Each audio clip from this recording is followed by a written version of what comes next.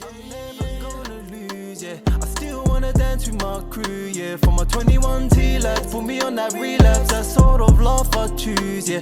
I sing like Free My Goons, yeah. I pour that cup and lose myself. Welcome back, everyone, to another episode of Bros and Cons, where we discuss life, trials, tribulations, and triumphs as well. We try and outline all aspects of life with the past experiences that we've had, and hopefully we can show you the ropes and you learn a thing or two. Today, my name is Ronnie. I'm your host, also known as RG or Ron Gotti. Malik couldn't be here today. He's absent, so I have a special guest with me today. Here we have Jayleks. Yeah, so if, many of you didn't know that me, Jayleks, and Malik are actually brothers. We're all 1 year apart. Yeah. And yeah. So the bond's very tight, and this episode is very special because even though the boys are going through court cases, you know, they can't affiliate. You know, the bail conditions are there, so we obviously have to do podcasts at different times, different schedules. So, anyways, let's begin. You know, let's begin. Let's go. So, everyone wants to know, Jay. So, from Mike to millions. So, this is speaking on from basically.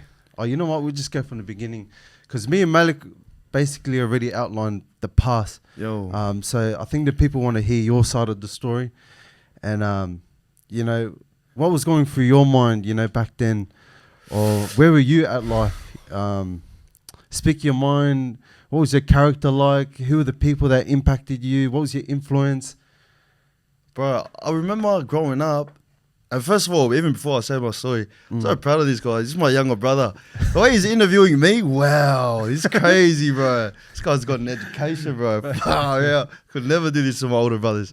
But yeah, so I walk you back to the very beginning. So I was originally born in the capital, in Canberra. And what my parents did back then, they gave birth to me, and then they took me straight over to the islands, to Tonga. If Ronnie, I don't know if you remember, a lot of us, we grew up in Tonga, all the way up until the about of age of 7 or 8. In Tonga, we were staying in a place called Tofoa Lavenga Maalie. Shout out to all the people over there. And quick shout out to all my family from Tonga. So my mum's family side is from Leimatua, Wavau, a 6-pounder. My dad's side is from Ewa, also known as Niwa. Anyways, back to the story. So, grew up in Tonga, and then my parents slowly bring us back down to a little hut in South Granville. We're in a very little, what was it, a 2-3 bedder? It was a 2-3 bedroom. Oh, it was a 3-bedroom actually. Yeah. Yeah. So it was a 3-bedroom, and obviously our parents had the main bedroom, and the other 2 spare bedrooms were shared amongst our sisters. And everyone knows in the Tongan culture that with your sisters, they have to get the room, and all the boys sleep on the floor in the lounge. So the girls always get treated like the queens, and we have to sleep on the floor. So that's how we pretty much grew up. They're pretty much exactly as you explained it very well. Sisters and I think in the Islander culture in general, they're held on the highest. Pedestal, and you'll see a lot of the traditional dances we do called taolunga, where there's a single there's female just one performer. female, And then even though you got males dancing behind her, it's like they're kind of like showing her off, you know, because she's the prize. She's like the gift, she's the prize, you know. That's the word. But before we get carried away talking about girls dancing, where were we? Talking about Tonga. So yeah, we grew up in Tonga, came here to Granville, grew up in South Granville, and I think you guys touched up on this, you and Malik. Came as little young freshy Tongans, and those who live in Granville, even back in the days, they were very ahead of their time. So you did see a lot of fast supercars driving past the streets, and for a young kid coming from from the islands, seeing that stuff in front of your eyes every day, crossing the street, you think that's cool? Huge, massive, cool. And in those areas at those times, I can't speak on every other area and every other city, every other state, but what's called lad or Eshe's gear, like the TNs and stuff, that was coming around at that time. So that's where we were first introduced to that kind of clothing in those type of areas. Yeah. And it was almost like it meant something, like that lad gear. Yeah. Like it's like you were what do they call it, urcha. Yeah. So you can't I don't know how to explain it, but it was a thing back then, wearing the TNs and especially the Nordica G-Star stuff. A lot of that stuff you don't see cunts wearing it, but that was like the main original style back then. It was Nordica, G-Star. Yeah. Fuck, I remember all that stuff, man. And the remember the Henley cargo. The Henley cargos. Yeah, there was cargo pants with a black Henley shirt. Everyone was wearing this at one point. Yeah. You have your cargo pants, which is around green or something. You know that color? Yeah. Your cargo pants, and then you have your Nike Roshis. Does anyone remember that? Remember the Nike Roshis? Was it Roshis or Roshis? Am I saying it right? I don't know. Roshis. Yeah. Tomato. Everyone was wearing that, bro. Everyone was wearing that. I remember. And then you have your Henleys or G-Star, your shirt. And then that was like the main outfit. Then you have your few people wearing your dry fit cap, and then your Adidas bum bag with it. 100%. Wow. You know what? It's like it was such a style back then that if you wore an outfit like that, you were someone in the area, or that's how I looked at it. Like you already had a name, or you were already doing something around the area. You know, it was a status thing. And it's now, if you see someone wearing it now, you're like, dickhead. Take it off. Nah, straight up, lad. Straight out. Nah, but you know what's mad? It's mad how far our culture has come, like from the past days, up to now. Like what's considered like good fashion and like all that kind I think of stuff. everything's changed. Some of the old fashions that even I used to wear in high school, I look back at it, ratchet, bro, ratchet. Yeah. Fuck. Oh man, and even had in high school there was some islanders with remember the Skucks the Skucks haircut. Yeah. What is that thing where you spike it? You spike your hair like, bro. That's what I said. He watched too much Dragon Ball Z. I used to always think those guys were like the emo guys. Yo, they were just weird, Every high school year just had one weird emo guy like that. I don't those know. islanders that will have the big straightened mullets with a scarf. Mullet, yeah. I mean, that's a bit too specific. Hey, fuck, we better cut that one out. Cut. Before we start labeling the colors of the uniform. Anyways, yeah, bro, fuck. Yeah, and then coming back to that, so growing up in Granville, we started off, it's very interesting actually.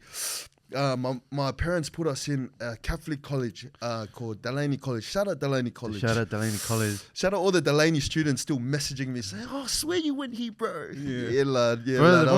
One of the teachers always messages me. What's his name? Fuck. What's her name? Stop that. Tell us too late, bro. I'm a man now. Fuck yeah, I don't speak to anyone from Delaney. Fuck, there's only a few. Yo. Bro, do you still speak to some people from high school, lad? Or nah? Nah, only a few, bro. Only like probably 2 or 3 people from Delaney. Yo. And from Granville Boys, probably like 1 or 2. Yo. 1 or 2, or maybe 3 people, yeah. We had a really good time at Delaney. Delaney, yeah. You know what? It's not a bad school at all. It's not a bad school at all. It's actually one of those schools where you're thriving to be someone. Actually, I reckon. Like if you went to any private school in Australia, everyone knows this. If you go to a private school, you're already automatically placed in the top elite, smart people. You know. Yo. If you told someone that you went to a public school, everyone knows them. And I think the teachers in private schools, they care a bit more, if that makes sense. And I can say this because I've been to a public school. Yeah. So a little bit after Delaney College, I got expelled, yada, yada, yada. I ended up at Granville Boys up the road, which was, that's a whole different story. But at Delaney College, I noticed that the teachers there, in respect to the other teachers in the public school, I think because they were coming from a religious standpoint, it's kind of like they actually cared. Do you know what I mean? Yeah. You know what I mean? It's not like, oh yeah, they're here to read you, you know, the, what do you call it, the whatever the textbook is, the algorithm or whatever they're here to read it out. They've got something to teach for the day, and then that's it. Whereas in the other school, you're doing your morning prayers before your classes, and they really care about, you know, you like as a person individually. So I definitely did learn like a lot more from there. That's like me too. I reckon I was like one of the top smart kids in Delaney. Yeah. But I think after we got shipped off to, like these guys shipped off to Granville Boys, I went to Granville Boys, and I think we forgot to tell them why we got shipped off. Anyways, our parents couldn't afford us being in a private school. Yo. So that's the main reason why we got shipped off to the public schools. So knowing us, we grew up with a very poor background, and my parents always wanted the best for us. So they tried to get us, you know, the best schools. And even though they took us to a hectic private school in Delaney, which is in Maryland, they still couldn't afford it after like 1 or 2 years. And fuck, we ended up going from there, bro. I think everything went downhill from there. We went to the public school. There you go, Delaney. Shout out Delaney. Shout out Delaney, bro. Fuck charging too much. I swear to God, you know, if we were still in Delaney, we probably wouldn't be here. I reckon this guy would have been a lawyer. Yo. I would have been some type of engineer, or fuck, I don't know, bro. Fuck. Straight out. Far out, bro. That's how hectic the Delaney students are, man. These cunts are actually smart. They're mad. What was your best subjects over there? My best subject? Yo. Hands down, my best subject was obviously music. Yeah. And it would have to be not maths. I think maths was one of my worst ones, but English. Yo. English and history. Those were my two top tier subjects. Wow. And music just came to me naturally, so I was already good at that.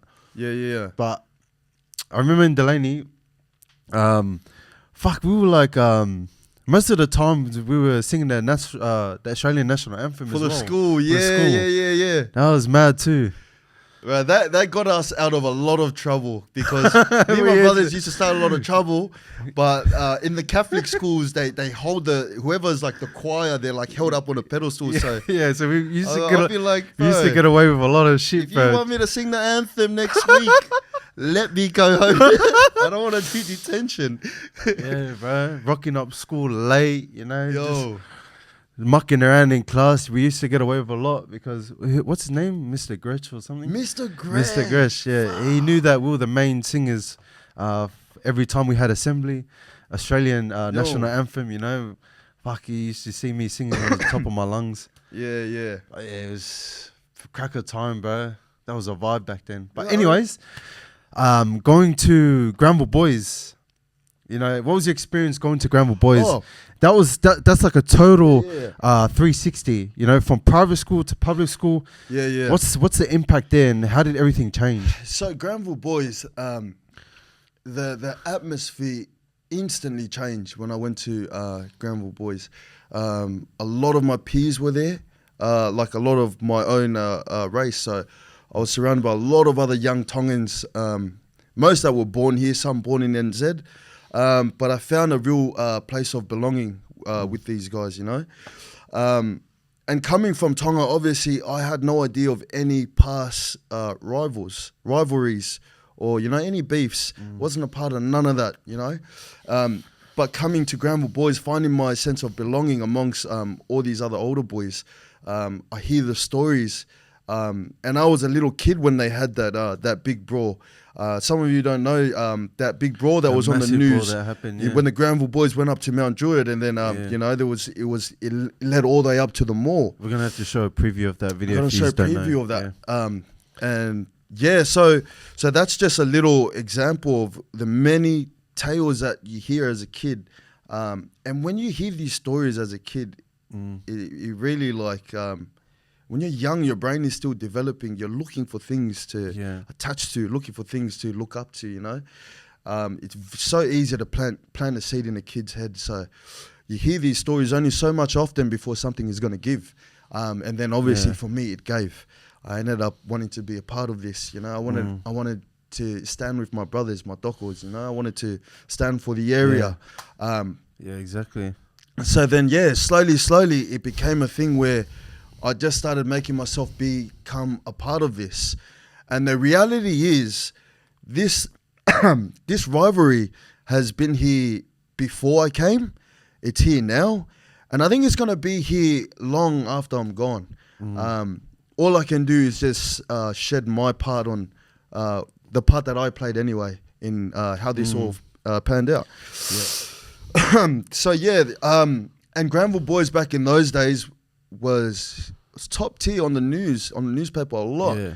I'm pretty sure we were one of the first schools in New South Wales with metal detectors.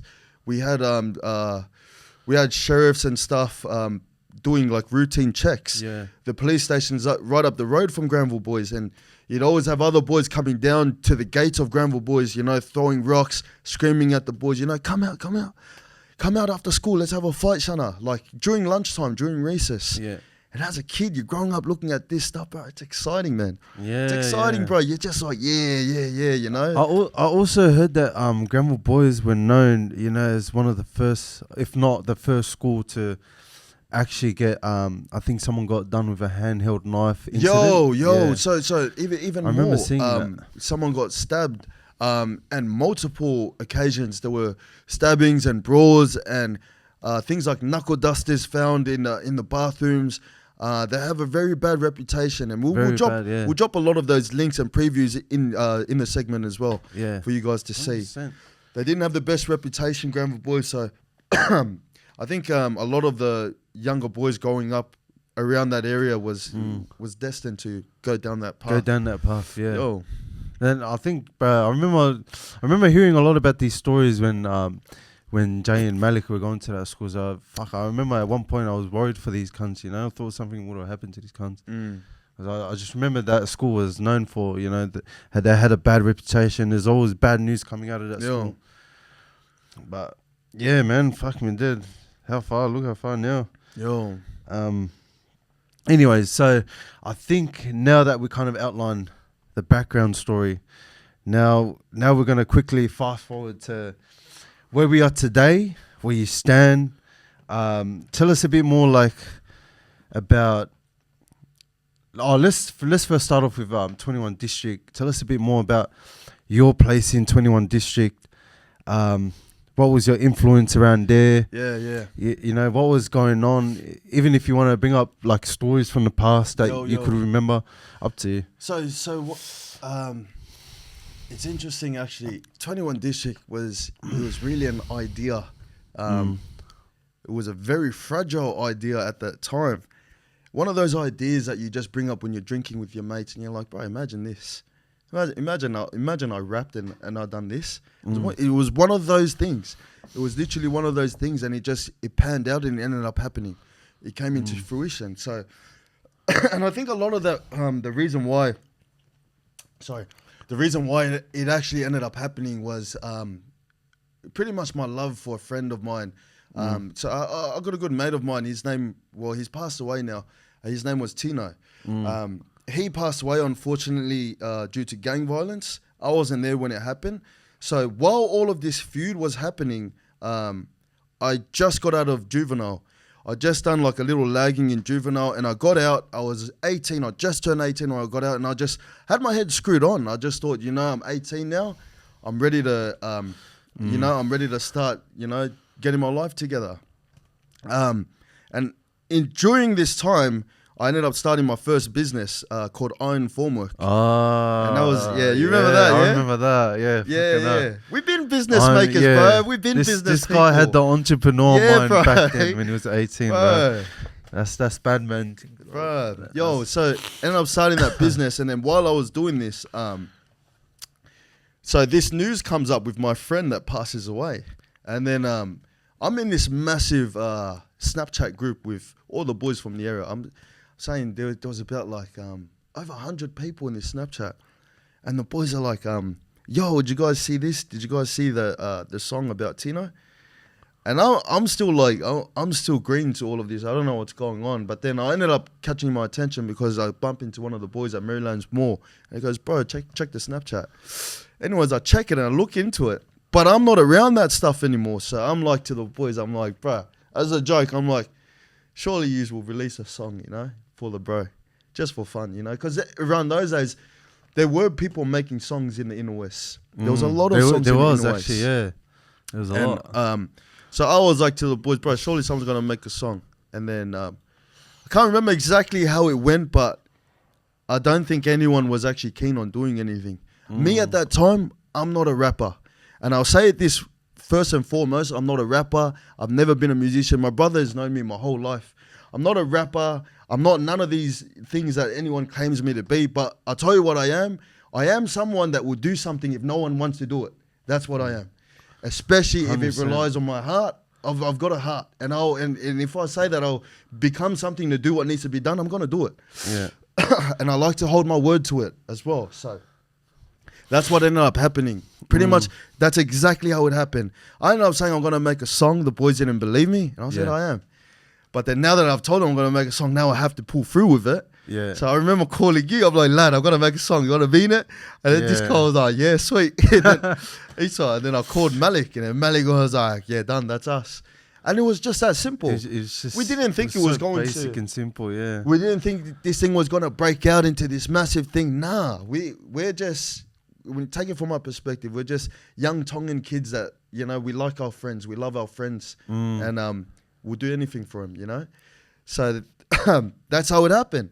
We ended up making a song, and then just before we release, as we're doing it in the studio, I remember telling D, my cousin at the time who was organising everything, I didn't want to be in it because I didn't like my verse.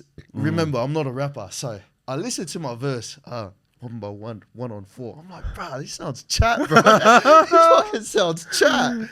Hey, this sounds hey, what do you know? This guy's fucking verse becomes the most controversial fucking famous verse out of the whole fucking... Bro, if only everyone knew, bro. I was like, I was deading it, bro, in the studio. I was like, hey. And then my brother was like, yeah, take it. I'm like, you sure? And then I'm like, yeah, lad, take it. I'm like, fuck. Oh, yeah, sweet. And I'm like, nah, take it out. They're like, no, leave it. Fuck yeah, that was funny, yeah. We ended up doing it, like, we ended up just like, it was one of those ones. He was like, and so, go, post it. We posted it like that. And then bang, it just...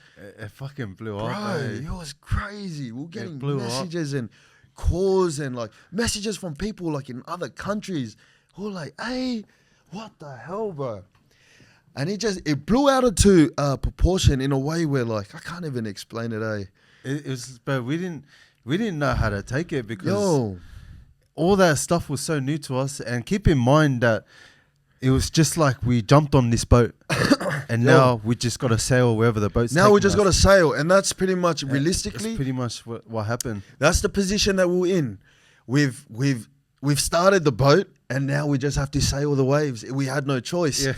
We had no choice. And then here we are, 3 nincompoop coconut heads, fucking sitting in a garage with fucking a paper and a pen. We're like, fuck, does this sound good?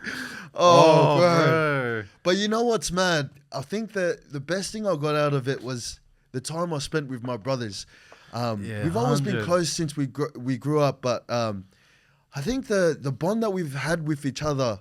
And there's been a lot of casualties along the way. When I say casualties, I mean the brother spent 2 years inside, and because of this, and also Malik. And there's been a number of other things that have happened because of this dream that I had, this vision that I had. We all knew the consequences, but the type of people my brothers are exactly like I am to them. If one of us want to do something, it's just a straight. That's it. Do it. We'll do it. 100%. And we've always had that kind of gesture. There's no handshakes after. There's no, thanks, Docs, bro. I love you. Thank you. No, this is natural for us. We were born like that. We were raised like that. We are born for each other, to look after each other. You know what I mean? So there's actually a mad Bible verse on that as well. A friend loves at all times, but a brother is born for a time of adversity. Phew! Bro, stop it. Stop it. Get out of here, bro. Get out of here. We're gonna have to take Get two out of on here. this one. We're gonna have to take two, bro. Gonna have to cut there, bro. Hey man, hey, it's important to get those verses in. Easter's coming around the corner. Ace is coming So, around. Ace is coming out. Gotta get those phrases and quotes out, You boys. gotta get him out. Look, I think in every aspect of mankind, brotherhood has played such a significant part. Yeah. Like whether you're religious or not, 100. even in Jesus' early days when he was doing miracles, walking on the water, people around those days, you don't always only hear Jesus. You hear Jesus and the disciples. Jesus was always with his disciples everywhere he went. And then even if not from a religious standpoint, you have like all these other, like the early medieval armies and the families that ruled nations, you know, Genghis Khan, like all these people, like they show you how important like a family, you know, a family orientated thing. You can take over the world with your family. With friends, you can go so far. Probably get a couple cute gifts, but with your brothers, with your blood brothers, it's a blessing, man. If you got brothers, if you got blood brothers and you don't speak to them, shame on you. Shame on you. Your brother is a true gift to you from God. Get in there, man. It's not too late, you know. Yo. Reconnect, rekindle. Yo, Your blood brother will always be your blood brother, you know. Yo. You both came from the same parents. You both came from the same roof, you know. You both ate together. You both drank together. yeah. Piss and shit in the same toilet, bro. It's And important. it's crazy because I think people are starting to normalize that they grow away apart from their siblings as they grow older. And why is that? Is it because one gets married, this brother gets married, and their wives, you know, maybe their wives are not getting along. I think, you know what? I think that plays a big part. I Plays think a big part. It's very interesting that you say that because it is very, it's like they're kind of pushing for, you know, just in general, the separation of the nuclear family. Like obviously they're trying to push you know, we all know about the feminism and stuff, the husband and wife, but even the siblings, it's not very big that people talk about their siblings these days. And I think that we need to normalize, you know, being your siblings, being your closest friends. Yeah. Or the most Definitely. people, Yeah. the most people you rely on. Because I think it's important, bro. It's important. You got people out here that I've heard stories of people that have killed or like threatened to kill their blood brothers over money, over drugs. This is insane, but this is the world we live in, and this has happened. Scary, bro. It has happened everyone that knows what I'm talking about knows what I'm talking about. It has happened, and it's starting to get normalized. People that don't care about their blood anymore. So we got to bring that back, family. We got to bring that back. 100%. What's our time? Oh, half an hour. That went pretty good. Okay, so here we go. On to the next segment, leaving the streets behind. So I think we're going to get more into depth about how you left the whole street affiliated stuff, like the so scene. the street scene, and then coming on to more where you've grown into a person where your entrepreneur ventures are starting to happen, you know, like tell the people what it's like to, you know, to start thinking differently and start thinking like just not like the ordinary person. You can't think like the ordinary person. No. Your mind's like it's a clockwork. It's like you're never sleeping when you are sleeping. Yeah, so is it like I mentioned before, when I got out of juvie and I started my first company, Iron Formwork, I will never forget this. Because I used to get teased a lot when I was telling my friends that I was going to drop out of high school just to pursue whatever I wanted, basically. I just didn't find the need for anything in high school. And years later, I found out I was right. I was true. And how I knew that is because when I left school and I started my first iron formwork business, a lot of my friends that did graduate, you remember them? They ended up coming and working for me. So, and this is not a boast. This is not a boast at all, at any means. What I'm trying to draw a picture for you to see that school is not made for everyone. It's not built for everyone. They've got like one sheet of, you know, strategies you know, Saying and that they're giving school's it the to only everyone. way, This is going to be good for everyone. This is how you Yeah. are all going to excel. But everyone's different. For some people, it's going to help. For some people, it won't. It won't help. Yeah. So back to that business. That was my first taste of business, and man, it was shocking because as an 18-year-old, I didn't have a license. I didn't even have a white card. A lot of my brothers we've all started businesses without a white card, even without a license. I started this business while I was trying to get my L's. So I hadn't got my L's yet. I still hadn't done my tests, and I'm there in a big construction site with a big folder, and I've got a high-vis vest, pretending that like I'm someone I'm not. But I did have the voice. I had the tone, and I think being confident will get you a lot of places in business.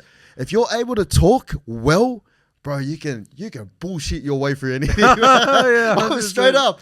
Bro, this guy, Straight up. This guy had the character, man. I remember back then, and I remember clearly as day back then what was going on because he made me his leading hand one time, and he was 17, my leading hand. I was only 17, and fucking I remember asking Jay like, you know, I want more money, you know, fuck, I like this money, but fuck, I feel like I'm working hard. And then he's like, yeah, fucking F, I'll get you to be my leading hand. Bro, I was making a lot of money at 17. What was I making? I was making at least 1,500. Remember, I was 17 at this time. I was making 1,600 a week cash. That's crazy. And I was buying a lot of my friends, like, you know, food and stuff. Clothes and, bro, it was cracker. But I remember when I was this leading hand, because I didn't have the talking confidence that Jay had. I remember I felt like a bit of jealousy from some of the boys that I used to work. Like all these boys are, you know, like 30, like late 20s. They're way older than me. They hated me. They hated me. They hated us, bro. But it was what it was back then. You know, that's what it was, man. I feel like being able to, if you can present yourself very clearly, and you can be confident. These are already two big keys. Two massive keys. If you can do those two, man, you can take over anything. Any industry. Any industry. And what I used to do was, I still remember my first contract. He's like, oh yeah, can you just send me over the insurances? You guys do have insurances. I'm like, yeah, insurances. Yeah, we got them. And I'm like, oh, what email do you want me to send them to? And he's like, oh yeah, I'll send you the thing to send me to. As soon as I get off the phone, I'm already on Google. I'm on Google, insurances for formwork businesses, you know? And then I had another guy, and he's like, oh, just send me your SWIMs. For those who don't know that, safety work method of statement. So that's what SWIMs are in the construction industry. And a big company will be like, hey, send me this. And then I'll be like, oh yeah, do you want me to send you the full package? This is an example of showing how I bullshit. I'll be on the phone, I'm like, do you want me to send you the full package or the small package? I'm just trying to procrastinate so he can explain a bit more in detail what he needs me to look up on Google. So while he's explaining, I'm like, you need the full package or the short package? And he goes, no, mate, I just need, as long as you get the SWIMS heading and then you got just a couple of pages of safety measures for the boys and then where they sign off at the end. I'm like, got it. Yeah, I got that. I got exactly what you're talking about. This guy's and that's how you do it. Fraud, bro. That's how you do it. And then I done that for a long time, and I was bathing in money. Like I'd never seen that type of money. Yeah, it was crazy. Like at one point, I had 30 boys under me. Yeah, that was crazy. And you know, and this is an example. Everyone was qualified. I wasn't. I didn't even have my learner license. Yeah, but that's to go to show you that your heart and your mind can take you. It can take you. You just have to believe. You have to believe, and you have to make it a strong will, and you will do it. You end up doing it. So that was my first taste of business. A lot of people don't know that. That I was already always wanting to be an entrepreneur. Today, I've got currently. We've got around 4 businesses running at the moment. That's mad. 2 of them are just coming up off the ground. But we're not rich, but we're very blessed. Praise God. Praise God. Woo. All right. So, you know what? Let's talk about what's the time here? 34 minutes. let's quickly talk about the drug world. You know, I think a lot of these, like if you haven't seen yet our last video where we were talking about boob and heroin, I think that's a subject we need to bring up, because at one point, I think me and my brothers were very deeply into, like, I think at one point, even me myself, I was addicted to Rack. To rack. Say it how it is, bro. To rack. I was That gonna was say, a slow build up. cocaine, bro. Anyways, at one point, I was addicted to rack, Yo. also known as cocaine. But fuck me, dude. I think everyone knows in Australia that Sydney is one of the most flooded places with rack. You know, and Yo. just coming from not from rehab. Fuck, I ended up fucking rehabbing my own self, bro. Yo. That's the way, bro. That's the way. That's the way, bro. Yo. Like, you don't want to get to the point where you actually have to go to rehab, because man, that's fucked. Bro, someone has to feed me from a spoon, bro. Just knock me, like, bro, someone just come and knock me at the rehab center. Someone has to do that for me, bro. So, But hey, man, stay away from drugs. Drugs only they cause havoc, cause chaos. let's talk about our worst experiences, just so people can get like an idea of how bad it can get, and you guys can relate to it. Because I know a lot of you cunts have probably had worse times, and you're just gonna laugh in the All right, comments. I remember this one time. This was the turning point for me. So it was around the time where we released Compressor. Yo. When we released Compressor, I think it was like the song, the first song that we released when I got out. Anyways, we went to go release it, and then we were at Bankstown Hotel or something. Yo. Bankstown Hotel. There was like a little, there was a tab on the bottom floor. And I remember we went in there and we were drinking. And keep in mind that I was already on a bender from the night before, so I haven't really slept. And I'm looking for more lines to rack. So anyways, we meet up with the boys. All the boys are together. Some of the boys from Guildford as well. We link up, and obviously with more boys comes with more rack. So we're downstairs, and after a few drinks, we head upstairs, and I think we're going through not only rack but ketamine as well. And I just remember simultaneously doing different lines. At one point, I didn't even know which line was what. I was just sniffing anything and everything around me. I wouldn't be surprised if I was sniffing sugar that night.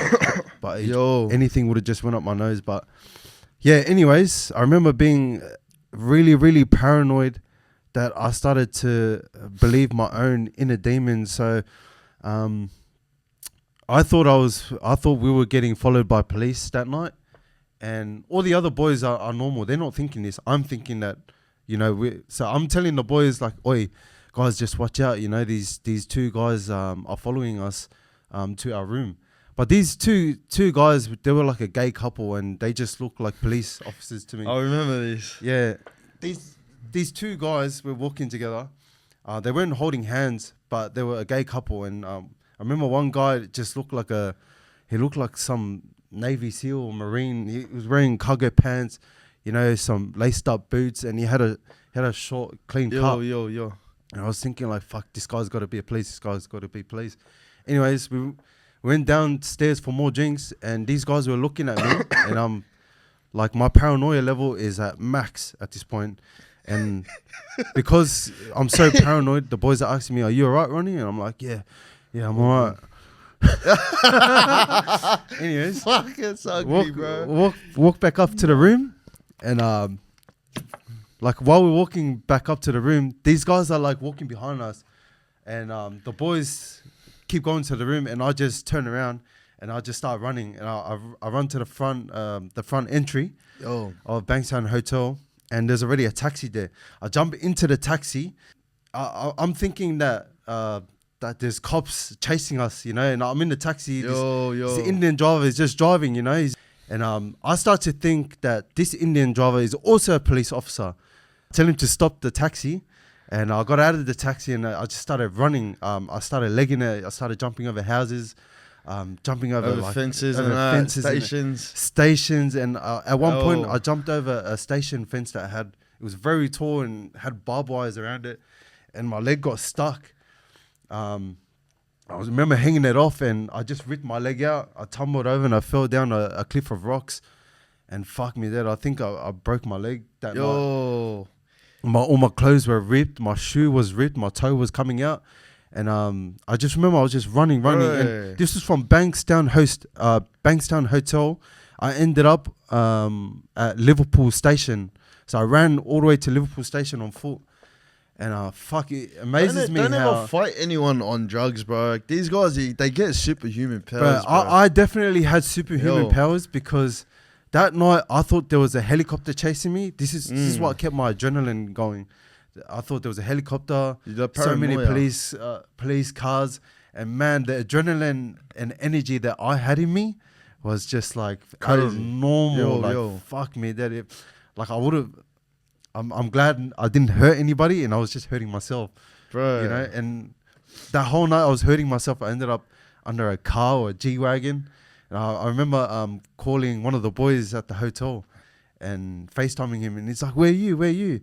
I'm like, "Oh no, I'm just hiding under this car. The police are getting me. You know, I'm gonna get locked up. I'll call you later. I love yous." Fuck me, then, but that was so ugly, man. But fuck. Never again. Never again. That's it, lad. That was the turning point for me, but it's ugliest. I hate bringing that story up, but fuck me dead, bro. Crazy, lad.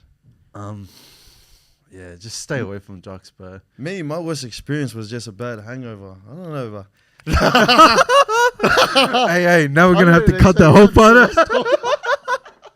What the hell? I was just gonna say how bad was the worst hangover. This guy is robbing taxis and fucking climbing fences. Oh, bro, that was fucking ugly. And bro, keep in mind, I've never even touched momoko, but I've smoked boop in jail. I remember it was my Sally's birthday, and I was kind of like forced into it, and like I was getting out. I was going home, so I didn't want to feel like a bad cunt. And he was telling me, he was like, "Bro, don't be a fucking bad cunt. Smoke the beer with me. You know, you fucking you train every day. I'm sick of you. You're fucking healthy cunt." Nah, it's good, but lad, it's good. Like it's good that you guys are bringing awareness to how it is there in prison. Because you know what's right. You don't. It's hard. It's easy for us to say it out here, but then the boys inside there, when you got your backs pushed against a corner. You haven't heard from your missus in like a week, you know, and you're like, you don't like the boys that you're forced to be in with. Something is going to give, you know. So I think it's really good that that we're shedding light on this podcast, and hopefully eventually it reaches out to these prisons. Someone out there, yeah, to let these boys know that we all understand how it feels, you know. It's good. Definitely, bro. Yo. Oh shit, we're on time. All right, coming on to... is there any success stories that you kind of want to like tell the people about yourself, like trials and tribulations? Like what are the things that you have done or overcome, or what's something that you want to like? What's an advice for the people? I think one of the most impactful things I've done in my life, especially in the recent years, is stop drinking and drugs. And I know it's so profound. Like a lot of people already say this, but there are there's a lot of people that have potential, especially in our community. Us Islanders, a lot of us, we have a lot of potential, but we're held back from these pointless drink-ups. We have all these pointless drink-ups every weekend. 100%. And, you know, it's just a waste of time. And I realise, like, one of the small things I do that I changed, because I used to get a haircut every Thursday and Friday so I look fresh for the weekend. Now I get it on Monday to look fresh for the week. So little things like that, just to set up my new, you know, character, because I don't want to be getting ready for the weekend. Now I get ready for the week, you know, and the little things like this, it makes a big difference. Definitely us Islanders, we need to cut out these pointless drink ups and stop getting pissed off your face at weddings. It's okay to get on the piss here and there, but you know, just because Paras versus Bulldogs doesn't mean you have to start, you know, going and getting booger sugar and fucking paying on the pokies and that. And I'm only saying this because I was there. Yeah, I'm only saying this because I was there. Every time I'll be like, and everyone knows NRL is every week. So I'm like, I can't wait till this person plays. Oh, man. Order it in, boys. That's all I hear every week, bro. Yeah, once you get a hold of yourself and your health, you start realizing like how much potential you have. Like at the moment, so one of the businesses I have is in the trade section, air conditioning, to be specific. Yeah. I won't. I'll shed more light on the everything after later on, and also the other stuff I got going on. But these things I couldn't do it if I was on the drugs and drinking all the time. It takes real hard yakka. So shout out to all the boys that are really doing their time, you know, out there in the sun, doing everything the right way. Props to you guys, bro. Yeah. Props to you guys. Because it's much harder. It's much harder to do that than to just get a little fix and like a feel good, you know? Yeah, 100%, man. That's I think that's some real talk right there. That's man. proper alpha, lad. Proper alpha. Boys that, know. men that they can, you know, you don't need drugs to feel good to go to like a birthday or an event, and you can sit sober through interactions. This is proper alpha male stuff. Proper alpha male stuff. 100%. And coming to the end of the podcast, maybe you want to just shed some light onto the youngins. Maybe a few words of for the youngins just growing up. Any advices for them, their life decisions, choices, with their future well-being. Maybe like trades, anything like business, especially. Like any advices for those youngins that potentially want to go through that pathway. I think definitely one of the easiest way to get your foot in the door, find something. If you can't find something you're good at, find something you like. If you like, find something simple that you like and start from there. Start from small steps. Yeah. What do you want to do with this thing? Do you want to run a business? Do you want to do it, like as in work? What do you want to do? And then from there, do everything the right way. Everything the right way. It's actually quite easy to run a business, to start a business, sorry. To run a business, that's what takes guts. But to start a business, it's for free to make an ABN. It's for free to go knock on doors and ask people to use your services. This is for free. Everyone knows this. And social media is for free. That's the best. Social media now is the best marketing tool. Best marketing tool. It's for free. And you know one thing that that probably like people don't really usually talk about when it comes to businesses. I think the main thing is just all businesses have a marketing tool, whether it's you're trying to market who you are as a company or your story. I think that's the main important thing when you're trying to run a business. You know, you're trying to market your story. Like, what's your message behind it? And I think marketing is a very powerful tool when it comes to business. At the end of the day, it is all about marketing and how much you can bring in the audience, the clients, and you know, it's about the audience actually. It's about the audience and the clients, how they feel. It's not about you. It's about your service. What can you give to them? I think that's what the youngins should know. And most of this stuff, you know, a lot of the influencers and that, they already know this, and they don't want to teach this. They don't want to teach this until you have to go to uni, until you have to go to TAFE. You spend all these hours, you spend all this money just to figure out that. Don't listen to all this rubbish online about all this get rich fast schemes, bro. It's not, bro. It's not. Shame on all you cunts doing that online, bro. It's stupid. It's stupid. You know, even if some of them do work, I'm one of those guys. I'm very old school. I don't believe in instant gratification. Things that come in a long term, it's desirable. That's what people want. You know, and in the long run, it's gonna feel better for you as well. It'll feel you feel better. If drug money will not feel, it will feel easier to spend dirty money than it would like if you've worked 10 hours in the sun, or if you've stayed up 5 hours until the AMs doing emails. If you work that long to get that money, I promise you, you will not put that $100 on sports bet. Trust me. Trust me. I'm telling you from my own. I'm telling you from my own. Far out. Maybe $5, but maybe a cheeky $5 or a tenner. Cheeky $5 or a tenner on a 20 legger. Anyways, thank you everyone. Thank you everyone for coming and tuning in to Bros and Cons again. This is me, Ronnie, Jayleks, and we got more shows coming in, so keep tuning in. Thank you guys for all the likes, the shares, the comments. We actually see it all. You know, we see it all and we discuss it amongst ourselves, and we come up with different ideas for them. Look at this guy. Look at this guy. Look at this guy. Look at this guy. Yeah, anyways. Seti. Thank you guys for tuning in again. Our next show is going to be not too long, but make sure you subscribe to our YouTube. We've already reached 500 subscribers. I'm not sure what our Insta followers are on because the other boys are on that. But subscribe to our channel. Subscribe. Is this one of those videos? Is this one of those videos or not? Oh yeah. Subscribe to this channel here. Yeah. I've always wanted to do that. Everything, everything will be in the link in the description. If you have any questions, make sure you DM the page.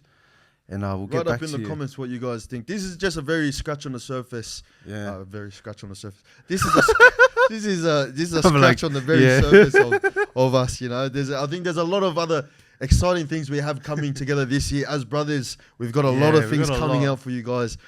So yeah, that's us. I think the people wanted to know when is there another Jayleks song coming out? Which camera's panning, lad? Look. Nah, look, with music, I got to keep that on the low now. I promise we'll wrap it up after this. Right now with music, I'm not sure the direction we're heading at the moment because of legal. I've been advised by my legal team that might not be the best situation for us to push any music, whether it be drill or whether it be nice music. Because some of these coppers can be funny, yunny. So, well, there you go, guys.